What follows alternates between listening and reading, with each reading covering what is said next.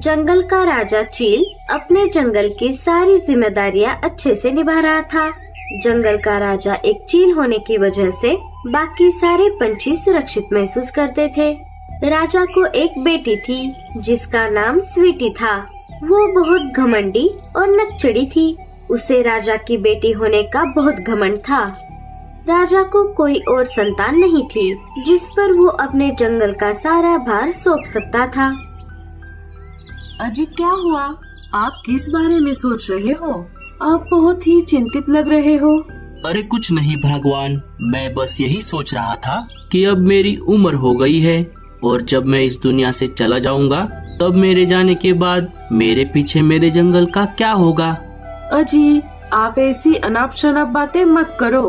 हम दोनों को अभी बहुत सालों तक जीना है और रही बात जंगल को संभालने की, तो हमारी बेटी स्वीटी है ना, वो संभालेगी हमारे जंगल को। मुझे तो नहीं लगता स्वीटी जंगल को संभाल पाएगी, क्योंकि वो बहुत लाड़ प्यार में बड़ी हुई है। हमने उसे कभी भी किसी भी चीज की कमी महसूस नहीं होने दी और तुमने तो उसे अपने सिर पर चढ़ा रखा है। तुम उसे कभी भी किसी चीज के लिए ना नहीं कहती। जाने दो, आप अभी से इन सब बातों की चिंता मत करो, जब का तब देखा जाएगा। वो दोनों बातें कर ही रहे थे, तभी वहाँ पर राजा की बेटी स्वीटी आ जाती है। पापा, मुझे बहुत भूख लगी है। मुझे अभी के अभी खरगोश खाना है। आप कहीं से भी जाकर मेरे लिए खरगोश लाइए। स्वीटी बेटा, क्या तुम हमारे जंगल के नियम भूल गई? मैंने तुमसे कितनी बार कहा है, हम मांसाहार में सिर्फ हमारे जंगल के मरे हुए जानवर खा सकते हैं। और अगर तुम्हें इतनी ही भूख लगी है तो तुम किचन में जाकर कुछ शाकाहारी खाना खा लो। तुम ये मत भूलो कि तुम जंगल के राजा की बेटी हो। जो नियम हमारे जंगल के बाकी के पंछियों पर लागू होते हैं वो हम पर भी होते हैं। अरे अरे बस करो, और कितना बोलोगे मेरे बेटी को? और उसने ऐसा क्या मांग लिया? सिर्फ एक खरगोश ही तो मांगा है। आप सिपाहियों से कहकर खरगोश लेकर आने को बोल दीजिए।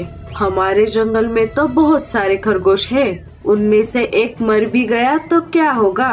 माया, तुम्हारा दिमाग तो ठीक है ना? तुम्हें तुम्हारे बेटी के जिद के आगे कुछ भी दिखाई नहीं दे रहा? तुम्हारे इस लाड़ प्यार की वजह से ये इतनी बिगड़ गई है। जंगल के सारे पंछियों के साथ साथ बाकी के जानवरों की सुरक्षा भी मेरी जिम्मेदारी है, इसीलिए मैं सिपाहियों को कहीं नहीं भेजूंगा। स्वीटी गुस्से में वहाँ से चली जाती है। लो, नाराज कर दिया ना मेरी बेटी को। खरगोश ना सही, मैं मेरी बेटी को किचन में जाकर मस्त पिज्जा बनाकर खिलाती हूँ। उसे पिज्जा बहुत पसंद है। माया वहाँ से चली जाती है। दूसरे दिन सुबह मीनू मौसी राजा जी के पास एक शिकायत लेकर आती है। जब वो महल में आ रही थी तब उसके पंख से महल में रखी हुई एक कीमती फूलदान गिर जाती है और टूट जाती है। तभी वहाँ पर स्वीटी आ जाती है और टूटे हुए फूलदान को देखकर गुस्से से आग बबूला हो जाती है और मीनू मौसी को डांटने लगती है। अरे ओ बुढ़िया, ये तूने क्या कर दिया? स्वीटी बेटा, ये फूलदान मैंने जानबूझकर नहीं गिराया। मैं जब अंदर आ रही थी तब गलती से मेरा पंख इस फूलदान पर लग गया और ये गिर गया। अरे ऐसे कैसे पंख लग गया? तुम ठीक से देखकर नहीं उड़ सकती थी क्या? तुम्हारे आँखों में मिट्टी चली गई थी? न जाने कहां से आ जाते हैं, गरीब कहे की। हाँ। स्वीटी के ऐसा कहते ही मीनू मौसी को गुस्सा आ जाता है। अरे ओ स्वीटी की बच्ची, मैं तुझसे ठीक से बात कर रही हूँ। इसका मतलब ये नहीं कि तू कुछ भी बोले। मैंने कहा ना, ये फूलदान मुझसे गलती से गिर गया। मैं उम्र में तुझसे बड़ी हूँ, फिर भी तू मुझसे तू तेरा करके बात कर रही है और तू मुझे गरीब बोल रही है। मेरा बस चले तो मैं ऐसे 10 फूलदान एक साथ एक लाइन में लाकर यहाँ पर रख दूँ। बड़ी आई मुझे बोलने वाली। तू देख लेना, तुझे कभी ना कभी हम पंछियों की जरूरत जरूर पड़ेगी। आवाज सुनकर राजा और माया वहाँ पर आ जाते हैं। अरे मीनू मौसी, आप यहाँ कैसे? और ये शोर कैसा? यहाँ पर क्या हो रहा है? मीनू मौसी राजा जी को सारी बात बताती है।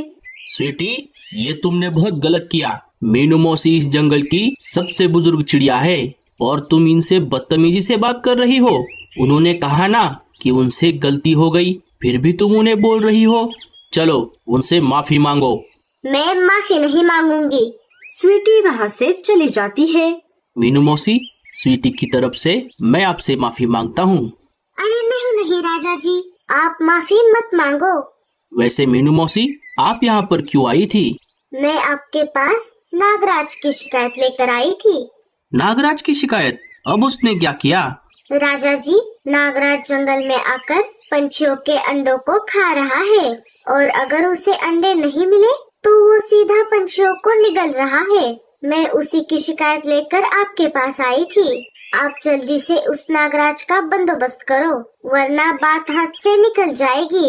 अरे बाप रे, ये तो बहुत बड़ी बात है। आप चिंता मत करो मीनू मौसी, मैं अभी खुद जाकर नागराज को इस जंगल से खदेड़ कर आता हूँ।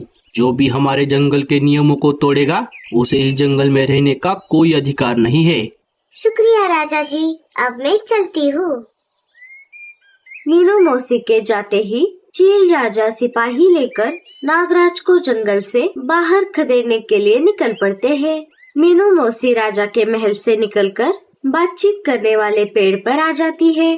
अरे मीनू मौसी, आप कहाँ पर चली गई थी? मीनू मौसी सबको सारी बात बताती है। ये तो बहुत गलत बात है। राजा की बेटी बहुत बदतमीज हो गई है। अगर समय रहते राजा जी और माया चील ने उसे तमीज सिखाई होती तो आज ये नौबत नहीं आती। हाँ मीनू मौसी, लेकिन अच्छा हुआ आप नागराज की शिकायत लेकर गई थी। आज से नागराज हमारे अंडों को नहीं खाएगा, ना कि हम पंछियों को। दूसरे दिन दोपहर के समय जंगल के कुछ पंछियों के बच्चे महल में आकर स्वीटी के साथ छुपन छुपाई खेल रहे थे। शुरुआत में तो स्वीटी सबके साथ अच्छे से खेल रही थी, लेकिन जब बच्चों की छुपने की बारी आई और जब स्वीटी को सबको ढूंढना था, तब उसने खेलने से मना कर दिया। मुझे नहीं खेलना तुम्हारे जैसे गरीब और गंदे बच्चों के साथ। चलो जाओ यहाँ से। बच्चे अपने घर चले गए। मम्मी पापा को ये बात बताई। बेटा जग्गू, अब से तुम महल में खेलने के लिए मत जाना। तुम तुम्हारे बाकी दोस्तों को भी ये बात बता दो। ठीक है पापा। फिर एक दिन स्वीटी अपने पापा के पास आ जाती है। पापा, मुझे बाहर अकेले घूमने जाना है। स्वीटी बेटा, तुम अभी छोटी हो, चाहो तो मैं तुम्हारे साथ सिपाहियों को भेजता हूँ, तुम उनके साथ चली जाओ। नहीं पापा। मैंने एक बार कह दिया ना, नहीं तुम्हें जाना है तो तुम्हारे साथ सिपाही भी आएंगे, नहीं तो तुम कहीं नहीं जाओगी।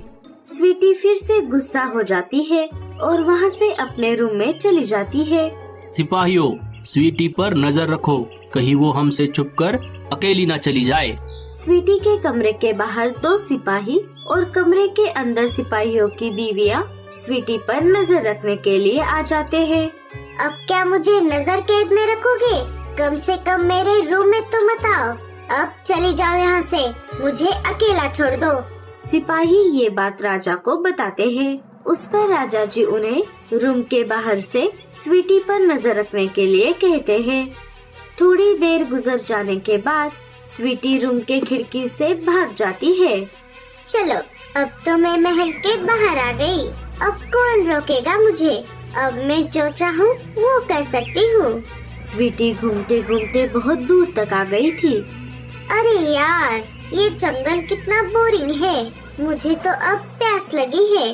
अब मुझे पानी कहाँ पर मिलेगा? थोड़ी देर और खोज करने के बाद उसे एक तालाब दिखाई देता है। वो उस तालाब के किनारे के पास आ जाती है और पानी पीने लगती है। अरे थू थू थू थू थू थू, कितना गंदा पानी है।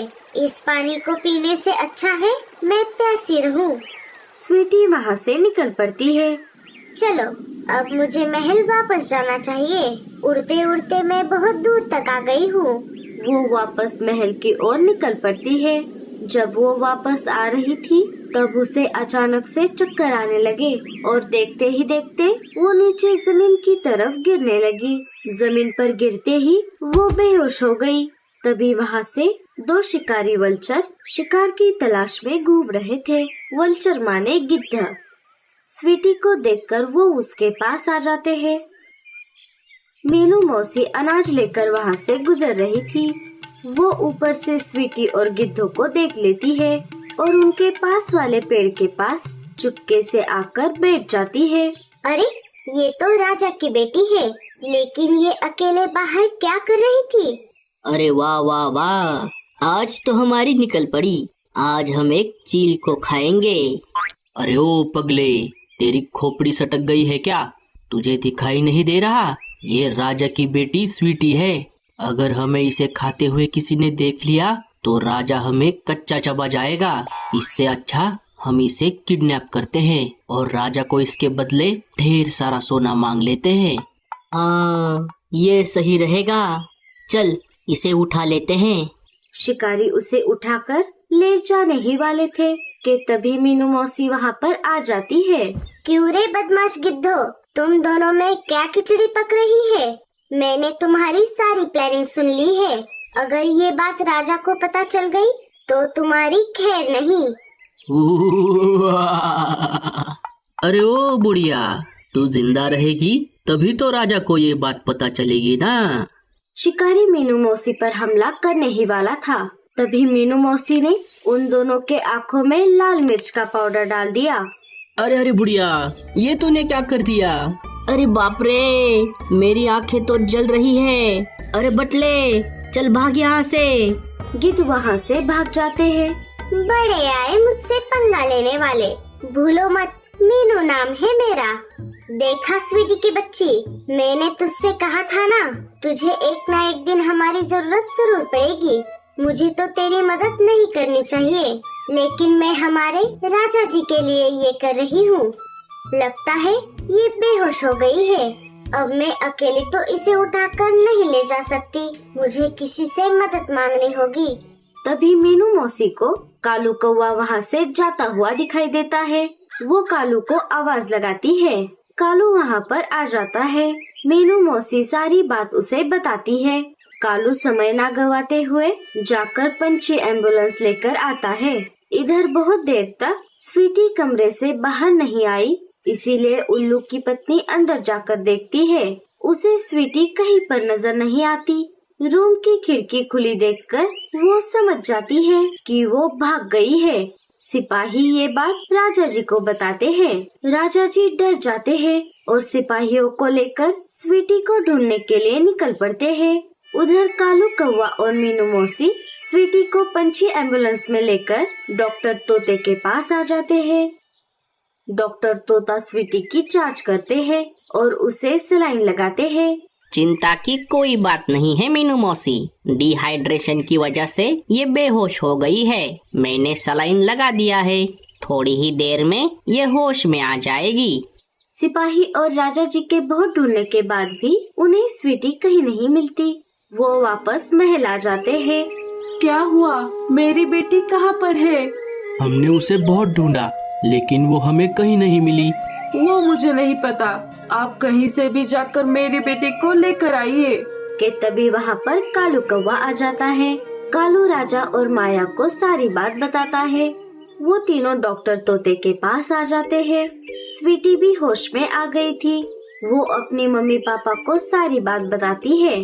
जब स्वीटी को पता चलता है कि मीनू मौसी ने उसकी जान बचाई, तब वो शर्मिंदा हो जाती है। मुझे माफ कर दीजिए मीनू मौसी, मैं आपकी और जंगल के सारे पंछियों की मेरे बर्ताव के लिए माफी मांगती हूँ। मीनू मौसी,